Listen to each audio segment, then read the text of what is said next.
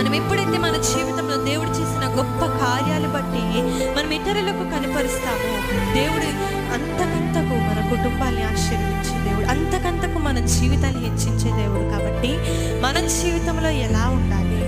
దేవుని యందు ప్రేమ కలిగి జీవించాలి. ఆయన యందు ఎప్పుడైతే మనము ప్రేమ కలిగి జీవిస్తామో అప్పుడు ఒకరికొకడు ప్రేమించుకోగలుగుతాము. దేవుని యందు ప్రేమ ఏంటి అని అంటే, దేవుడు చేసిన మేలను మరవకూడదు, దేవుడు చేసిన గొప్ప కార్యాలను నీవు మరవకూడదు. నువ్వు ఎప్పుడైతే మరవకుండా నువ్వు అంత సాక్ష్యాన్ని నువ్వు అందరితో పంచుకోగలుగుతావు, అప్పుడు దేవుని ప్రేమ కనిపరిచే వలె అవుతావు.